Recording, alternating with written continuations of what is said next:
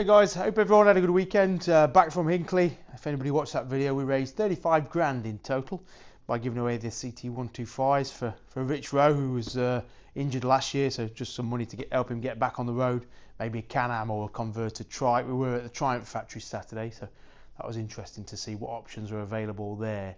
Just wanted to kick off with the next sort of review of bikes I was running in 2024.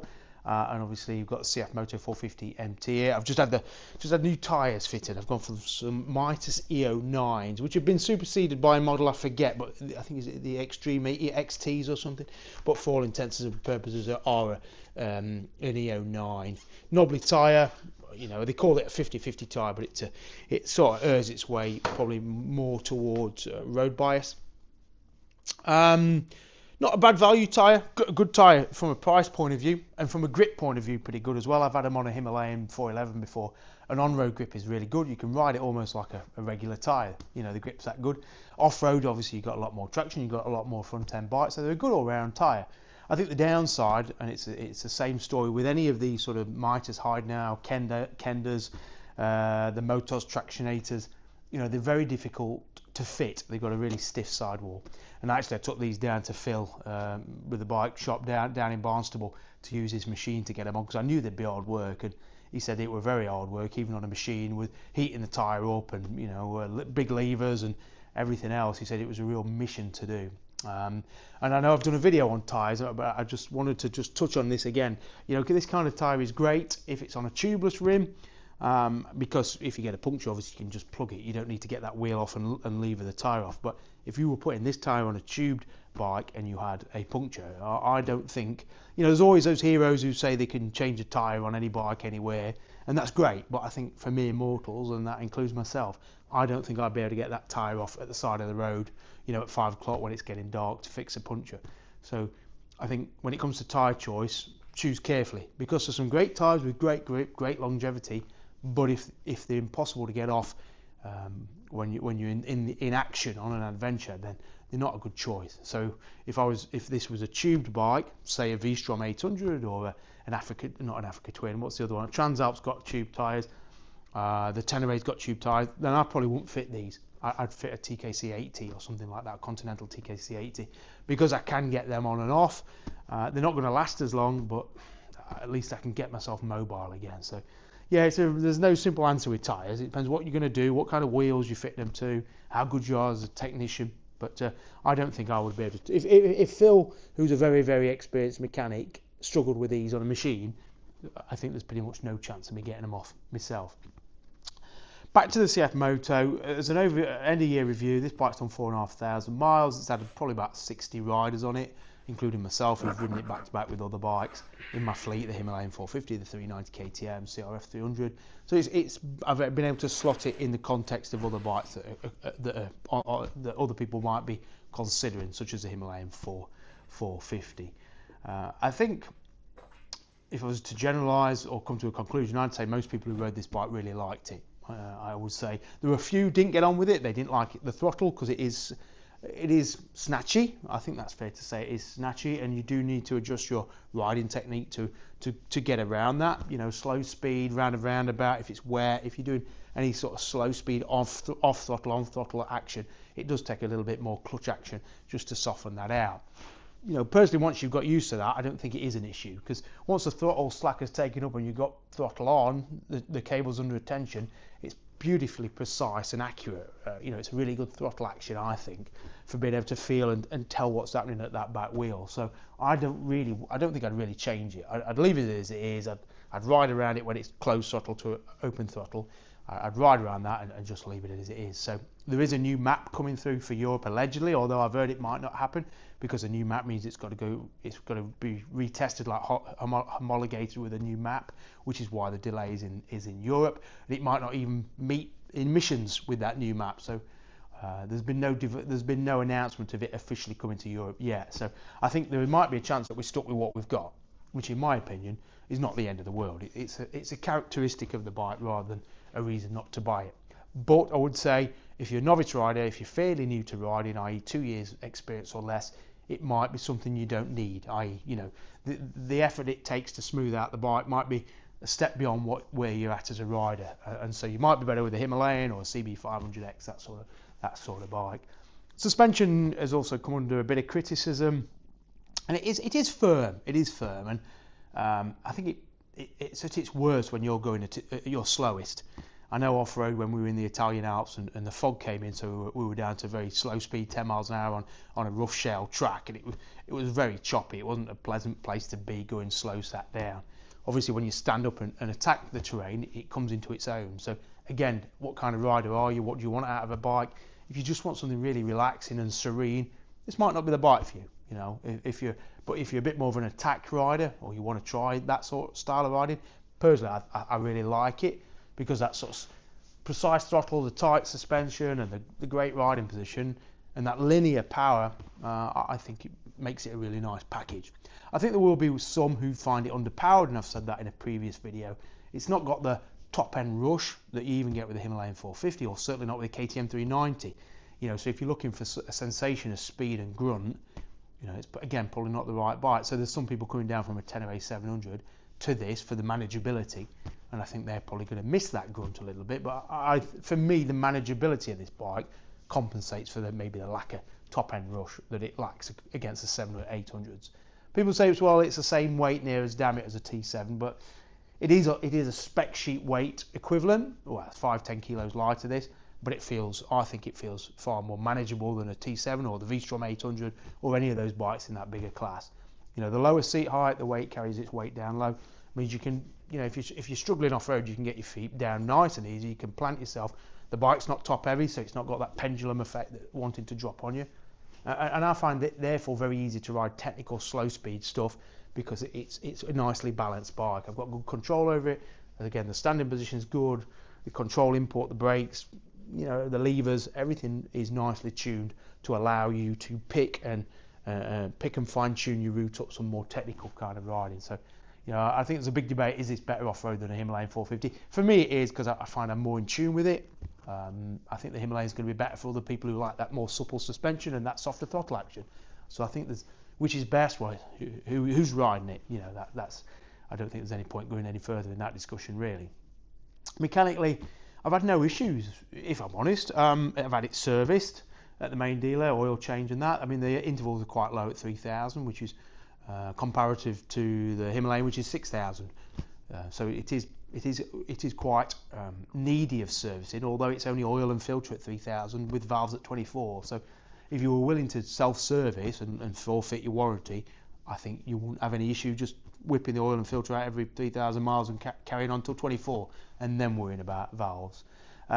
Taking the wheels off and working on the bike, it's all put together well. You know, the bolts don't feel like they're going to round out, or nothing feels soft and chewy like it can on some cheaper bikes. Everything was greased up. The axles were greased. The brake pads are lasting. The chain's lasting. That should last quite a bit longer yet. And there doesn't seem to be any corrosion coming through. I think there was a few people who, on the forum I've seen, have said their spokes have started to tarnish, which, I mean, let's be honest, it's been commonplace on Hondas and Suzukis and Yamahas for years. So, yeah, I don't think we can criticise a Chinese bike for having corroded spokes, because that's been the norm. Personally, I've not had that issue, but whether it's road salt and other things that cause some people's spokes to tarnish, I don't know. You know, you can never tell, but they're certainly not stainless. Other bits I've fitted, I just fitted the crash protection, the sump guard. That's all Uncle Wang stuff. There's loads of accessories for it. There's also lots of parts available on AliExpress. I've not needed any parts from the dealer because nothing's been broken yet.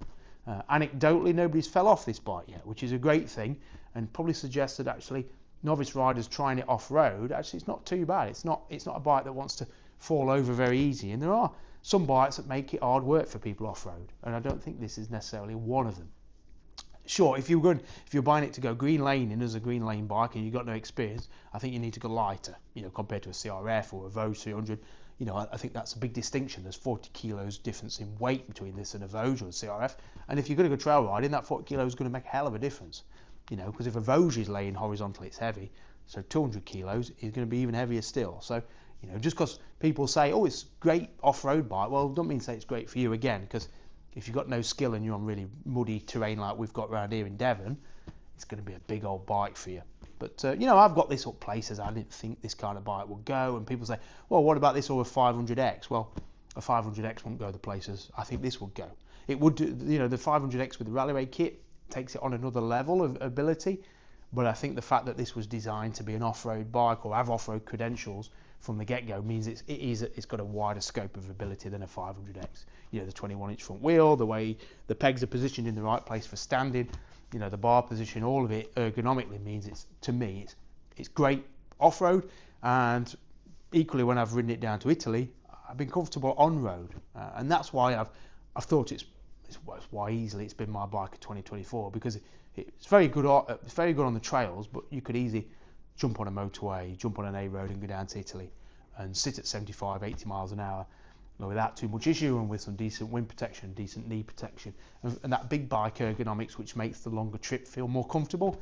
You know, a smaller bike, say like a KTM 390, is lighter than this, it's faster than this, I think, you know, top end, but it's a small bike. You feel like you're on a small bike. So if you've got 600 miles to do, you feel like you're doing 600 miles on a small bike, whereas this, you don't get that sense of being on a smaller bike. So that's why I've liked it. Gearing is a bit low, so if you were going to buy it to do motorway work, you want to gear it up maybe a 15 or a 16. I think stock is 14. But other than that, you know, as an end of year review, it finished top of my leaderboard when I asked people to rank the bikes that they'd ridden on my fleet, with the Triumph 400 second. I mean, just to run through it, this was first, Triumph second, the Ryu 500 was third, and the Himalayan 450 was fourth. And I do get some criticism for not liking as much as maybe I should the 450 Himalaya, but you know, anecdotally, me bringing people into my building, putting people on my bikes and observing what they think and listening to what they think of the bikes, this is a favourite by, you know, a good margin. Why? I think this bike impresses, and I've said it on another video, it's a good first date bike. It impresses immediately with its noise, with the way it looks, and just the fit, finish, the way it rides. I think it immediately impresses on people. Whereas some of the other bikes, including the Himalayan, just takes a bit more time, and on a day ride maybe you don't get enough time to gel with it, to build a rapport with it like you do with this. So I think that's why my customers have favoured this, because it immediately impresses and strikes a chord, whereas the Himalayan's a bit like, yeah, it's good, but yeah. So I've had a lot of people ride mine, go away and order one, and I think that's a good testament to a bike well built. So I think CF Moto are here to stay. I think this is a very good bike, very good. I mean, it's class leading, I would say, and the challengers next year are the KTM 390 Adventure.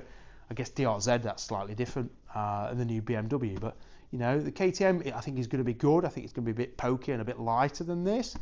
So it'd be more expensive.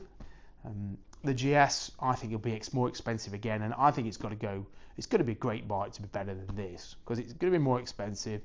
It's only got a 19-inch front wheel, so it's going to lose out as an all-rounder, in my opinion. And, you know, does a BM badge carry as much lustre as it did yesteryear? I'm not sure. So it'll be interesting where that GS sits. It was actually interesting talking about price, talking to the guys, or somebody I know who's involved with Suzuki, as to how they come up with their prices for their bikes, because there's a suspicion that the DRZ is going to be £7,500 or thereabouts, maybe 6,995, but more likely above. And you say, well, why is it coming in at that price? Do they not realise that's a bit high for where we're at currently? And the answer is that Japan decides the prices. And you think, well, that's great, but Japan aren't buying bikes in England. And I do get the impression that there is a bit of disconnect between maybe the people who are setting the policy in some companies and what the market is, where the market is currently at. So yes, Japanese HQ might want to charge £7,500 for a DRZ, but will the customer in England pay £7,500 when you've got this for just over £5,500? You know, different bikes again, but people are looking for maximum amount of bike for the money. I don't think we've ever been as price sensitive as we are today, and I think this is where this has come in. It's gone, right, let's set the bar again, let's set it low, let's do a good bike at a low price. I mean, it's not rocket science, is it? How do we sell bikes? Well, we build a good bike and we don't charge a fortune for it. You know, I don't know if you call that simple economics or just simple life, simple way of life. So I think this has done a great job of resetting the market, giving everyone else something to compete against and something to beat. And as I say, my customers have liked it. It's still my pick of the bikes on this fleet. And I look forward to more miles in 2025. Just say on fuel economy, it's averaged about 70-75. So it's not as economical as some, but it's not terrible. It's pretty much on par with the Triumph 400, to be honest. So not horrendous. Not horrendous. Accessories, I know John at Rally Radio is working on suspension and stuff to give you more suppleness, so that's another option. And there's always going to be accessories available for this. You already see actually people who've ordered bikes and they've already spent £1,000 on accessories. And I guess what I always think with that is get the bike, ride the bike, figure out what you need. Otherwise, you're just collecting parts to bolt onto a bike which you don't yet know if you need or not. So I always think sit tight, get the bike, ride it, and then figure out what to bolt onto it. But you know, a lot of people are accessory companies' dreams, aren't they? So, all right, that's it. CF Moto 450MT, a great addition to the small capacity adventure bike market, and I think its success will continue. Cheers.